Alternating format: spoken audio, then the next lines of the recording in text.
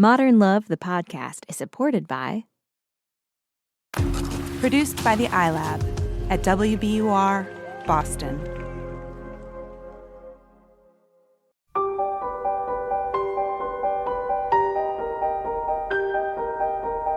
From the New York Times and WBUR Boston, this is Modern Love. Stories of love, loss, and redemption. I'm your host, Meghna Chakrabarty.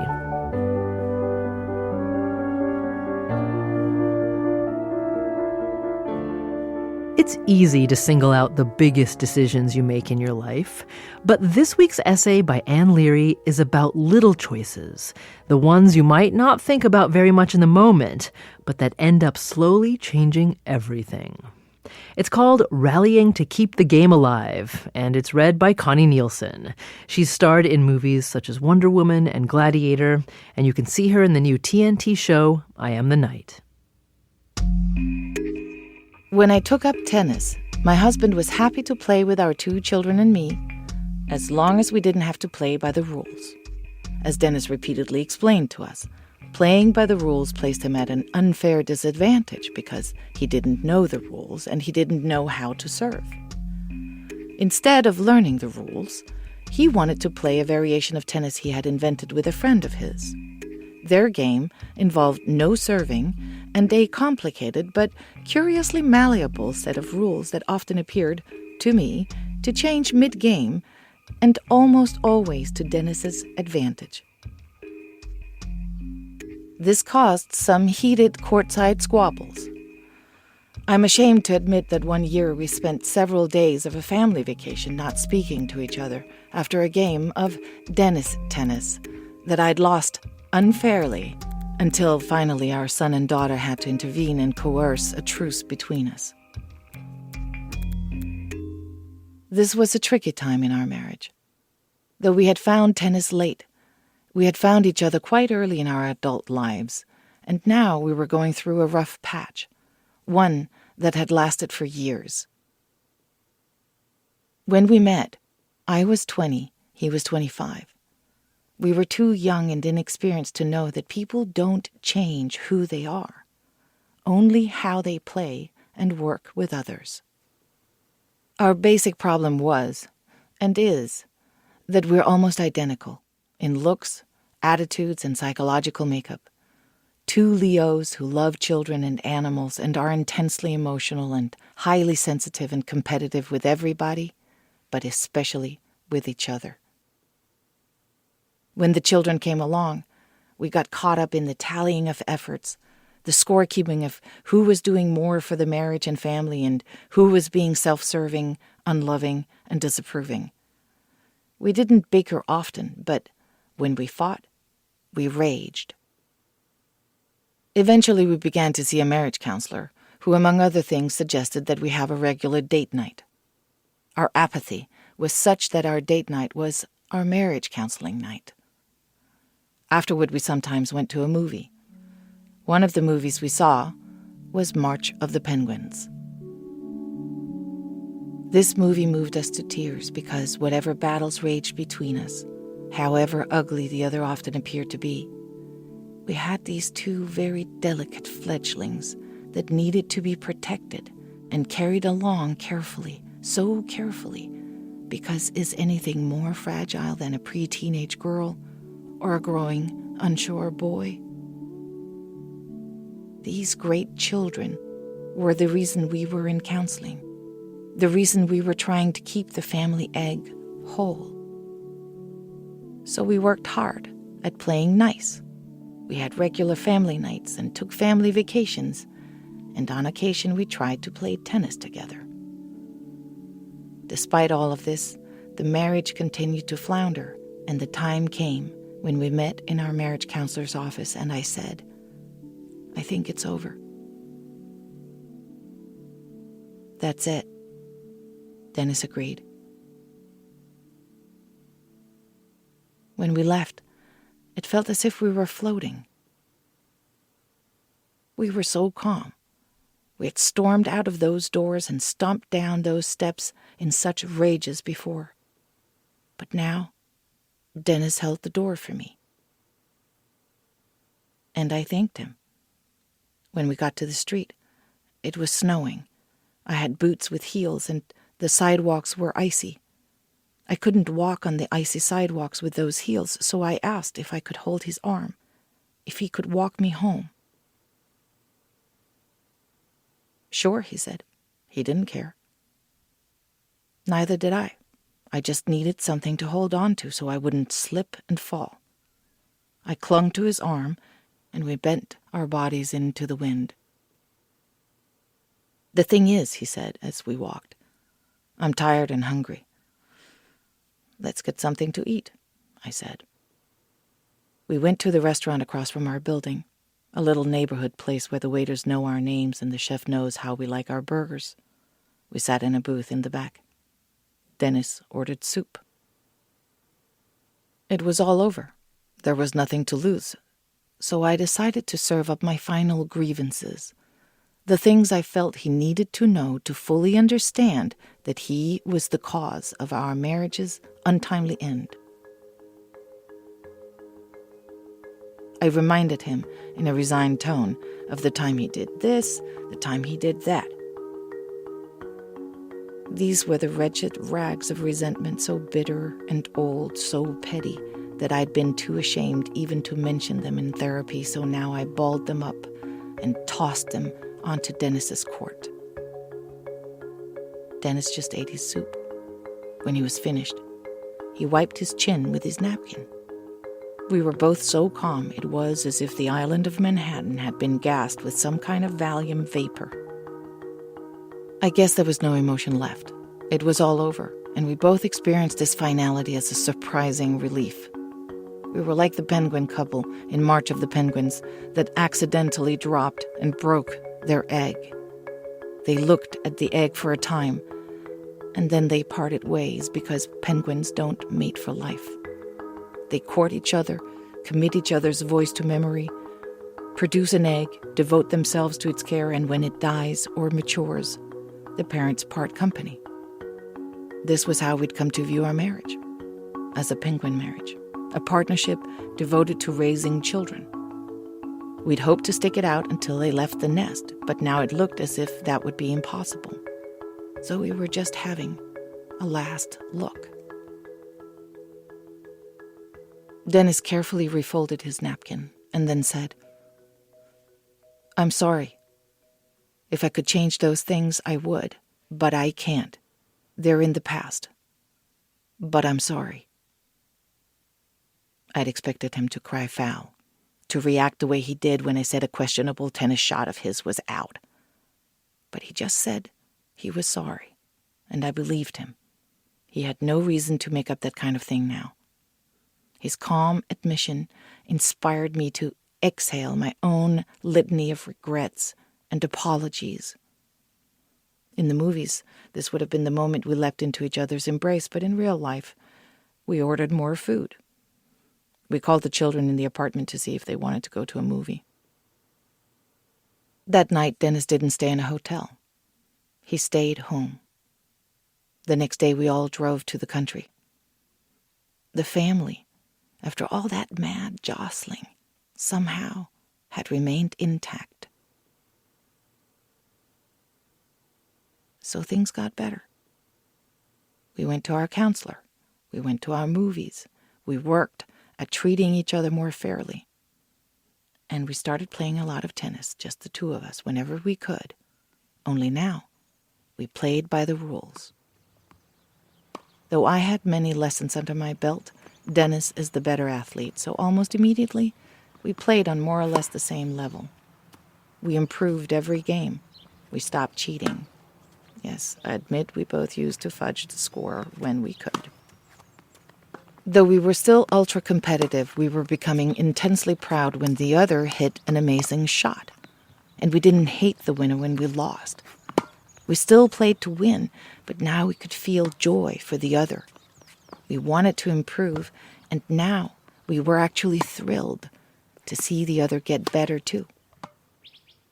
Which brings me to our last game of that summer. The last before we packed up our son and drove him to college. We had each won a set, and now it was 5-5 in the final set. We had reserved the court for only an hour, though, and the hour was almost up. There were other players waiting, so this would have to be the final and deciding game of the match.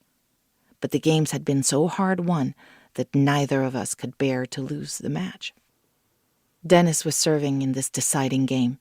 He served carefully, not trying to ace it past me for once. It was too risky.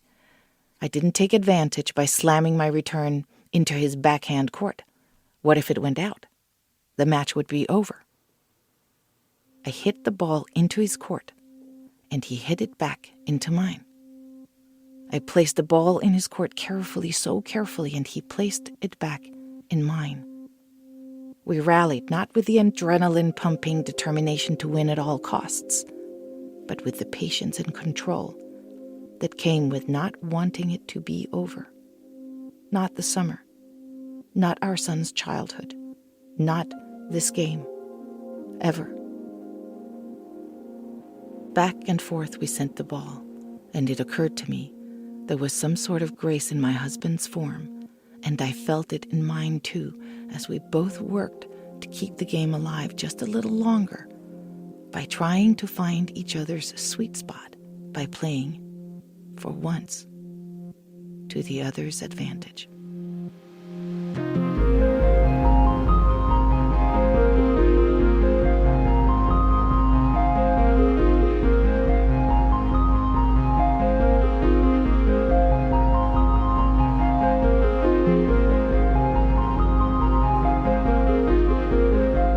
That's Connie Nielsen reading Ann Leary's essay, Rallying to Keep the Game Alive. How are Ann and her husband, actor and comedian Dennis Leary, doing now? More after the break.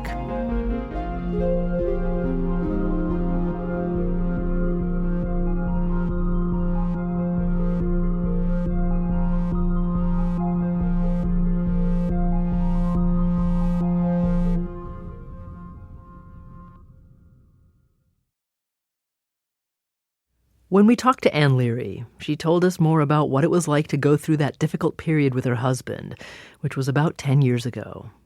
You start to feel misunderstood, or that the other person is not playing fair, not being the ideal person that you expect them to be. And, well, I'm perfect. Why couldn't he be perfect?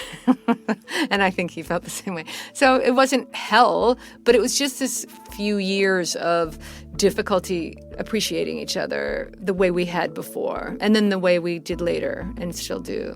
And Ann still thinks of the dinner when she laid out all of the ways she felt Dennis had failed their marriage as a turning point. It was the craziest thing. I'm actually emotional thinking about it, but it just changed everything. We just felt like, oh, he wasn't trying to win. He wasn't trying anything. He just wanted to move forward, and that's when things got better, and we stopped trying to defeat each other. Ann's children are 26 and 28, and they know about the rough patch in their parents' marriage now. She says they reacted differently than she thought they would. They were surprised, and we were surprised that they were surprised. We thought when we were unhappy with each other in the marriage, we thought it was probably having this horrible effect on the children and that they would be scarred, and they had no idea. You know, they were teenagers. They were, amazingly, we were not the most important thing that they had going on every single day. So they were surprised. But then, they're adults now, and we're glad they know. I think it's good for young people who are in young relationships and dating to know that the very idealized, romantic idea of what I deserved in a relationship was not real. It's not really attainable, and it's actually kind of silly. I think that we both want them to know that, because we feel like they would fall into the trap we fell into, which is, this marriage isn't perfect. Let's find a perfect marriage someplace. Ann says she and Dennis entered a new phase of their marriage when their kids left home, but they value their relationship and each other more than ever. I really dreaded the empty nest. I dreaded it. And I can't even tell you how much we love our empty nest. It is like a hedonist temple. We like walk around just like in our underwear because there's nobody there to be disgusted by us. We eat while we're watching TV. All the things we didn't do because we tried so hard to set a good example. We didn't swear. We're back to the most primitive, we're like we were when we first met, just we didn't care. And it's really fun. And tennis is part of that. We're not mean when we play tennis anymore. I'm constantly proud when he hits a great shot, or we couldn't get any worse. We didn't grow up playing tennis, so we were horrible. And now I think we're both really proud of each other. And so even if we're playing against each other, we can be pleased if he wins a point and it was a beautiful shot. I actually will, kind of shout out in delight because it makes me so happy.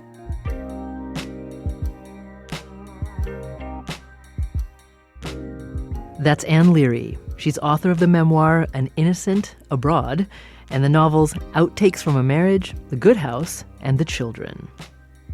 After the break, Daniel Jones on why he thinks Ann Leary's modern love essay is one of the best he's ever read. We've also got more from Connie Nielsen.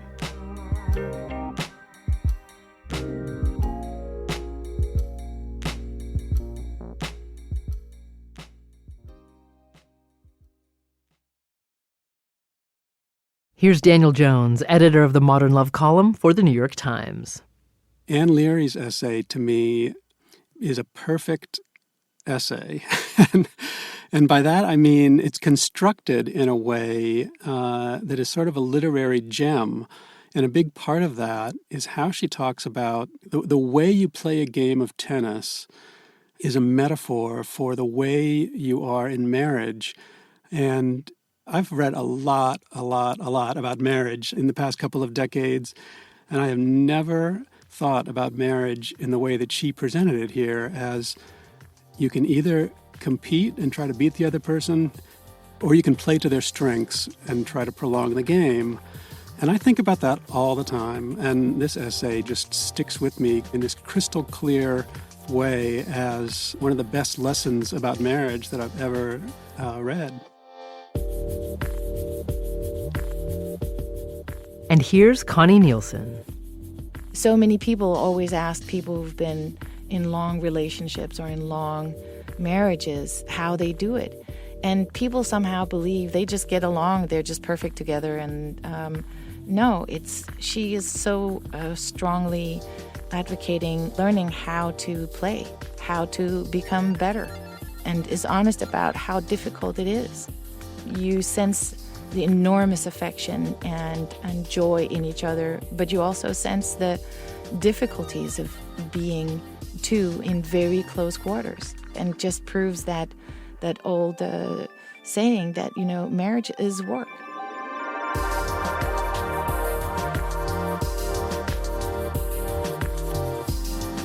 Thanks again to Connie for reading this week's piece. Her new show is TNT's I Am the Night. Modern Love is a production of the New York Times and WBUR, Boston's NPR station. It's produced, directed, and edited by Jessica Alpert, Caitlin O'Keefe, and John Parati. Original scoring and sound design by Matt Reed. The idea for the Modern Love podcast was conceived by Lisa Tobin. Iris Adler is our executive producer. Daniel Jones is the editor of Modern Love for the New York Times and advisor to the show. Music for the podcast, courtesy of APM. I'm Meghna Chakrabarti. See you next week.